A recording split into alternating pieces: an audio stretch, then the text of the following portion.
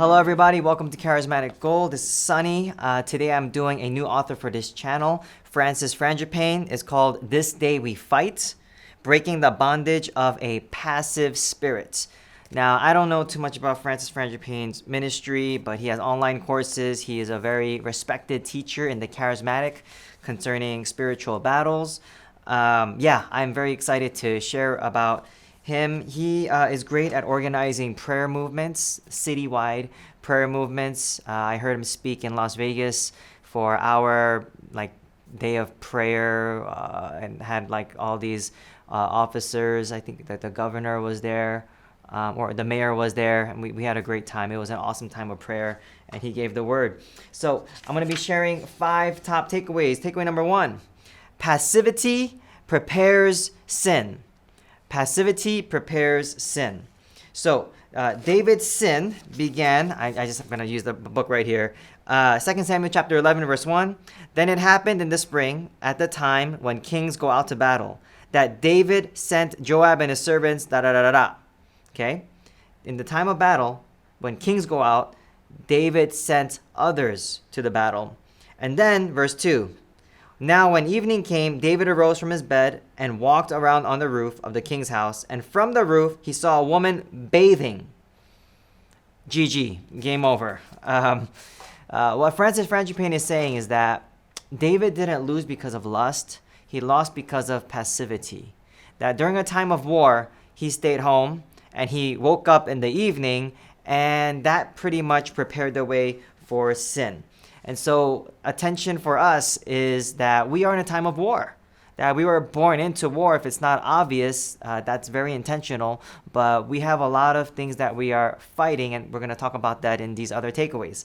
Takeaway number 2, love mode and war mode. Love mode and war mode. Check out this verse, Romans 16:20. The God of peace will soon crush Satan under your feet. The God of peace will soon crush Satan under your feet. God of peace will soon crush Satan under your feet. Okay, that's crazy. Too many people confuse passivity with peace. Peace and passivity are different. Passivity is dangerous. But peace, we love peace, but just know that there is a love mode and a war mode. If we truly love our child and our child is sick, we're going to do whatever we can to get them healthy, right? If somebody attacks, God forbid, our children, okay, we are going to go into war mode. And that's because we love our children. And if we love our children, we're going to go into war mode to protect them, right? And if we love our church, love our marriage, love our country, we will fight. We will do whatever we can to help protect the things, the people that we love.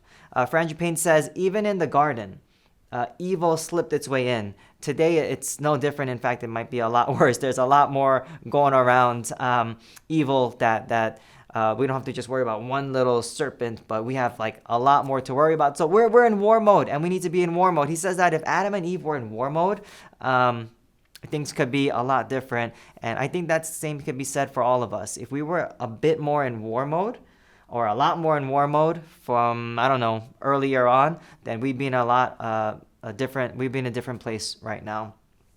Number 3, Goliath had children. This one's interesting. Goliath had children. 2 Samuel 21:15. David almost gets killed by a giant. It says David became weary. David became weary. So 1 Samuel 16, David defeats Goliath. Yeah. 2 Samuel 21, David's fighting another giant. Now, Frangipane says, you know what? Have you ever felt like you overcame something, and then a little bit later it comes back, and you're like, what? I thought I overcame this. That could be a little bit discouraging. That can be a little bit frustrating. That can get you a little bit weary, a little bit fatigued, thinking you overcame something, but you didn't. But Frangipane says this. According to the Bible, Goliath had brothers, and he says that Goliath had children. And so he doesn't want us to be discouraged. We might have actually won that battle, a year ago or 10 years ago. But what's resurfacing now is not exactly the same thing.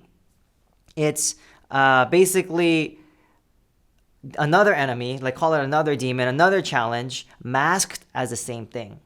So don't be discouraged thinking you didn't really overcome it the first time. You did. Uh-oh, I have like a little distraction now. Okay, you did, but what's masking itself now is to discourage you. So don't be discouraged. Don't grow weary. Receive new strength for a new battle and overcome. Because the devil wants to deceive us and make us think we really didn't win. We really didn't win. But if I'm correct, if the Bible is correct, we are overcomers and we constantly have new victories. Number 4, God's assignment, God's power. Judges 6:13. The angel of the Lord speaking to Gideon, he says, "Go in your strength. Have I not sent you?" Go in your strength. Have I not sent you? I picked this point because he shares some personal stuff here that really relates to me, and so it's a top takeaway for me. Francis says that he's not anxious anymore about what to do for God. He used to be, but not anymore. Now he prays and he waits on God's assignments, and he waits for 2 or 3 witnesses sometimes. And so when he goes and travels and speaks or whatever he does it in power, knowing that it's not him, that it's God. It's God's assignments, God's power. And then he says, if he doesn't get a new assignment, he just continues to work on the old assignments. I'm like, that sounds very pertinent to me. I could really use that. I don't need to think, what's next, and try, is this God? But I can go back to the prayer closet and pray and receive and go for it. And so, I need to revisit the things that God told me last, clearly, and work on those things. And number 5, disappointment disappoints us. Disappointment disappoints us. Okay, so we've all been disappointed. And what happens when we become disappointed? Our passion decreases. Okay, we get cut off from our passion, our people, and our purpose. I made that alliteration, but you get it, right? Disappointments takes us away from our passion, our people, and our purpose. He says from our destiny. And we've seen that happen. People are on fire for God, they get disappointed, and boom, all of a sudden they're cut off. Like they chose a different route. They cut themselves off. And so the encouragement here is to not be disappointed. Do not disappoint yourself from your destiny. If you are disappointed and you need to forgive. If you need to renounce your disappointment, renounce it. Whatever it takes. Remember that God has good plans for you. He has appointed you for a certain time, for a certain season, for a certain reason. And if you're not fighting that battle now, then you're preparing for it. So it's one of the two. And don't be discouraged. God has great things for you. So those are the top five top takeaways. Number 5, disappointment disappoints you. So don't let that overcome you. Number 4, God's assignment, God's power. Make sure you're working on God's assignments. Number 3, Goliath had children. Don't be deceived when you feel like you didn't overcome something.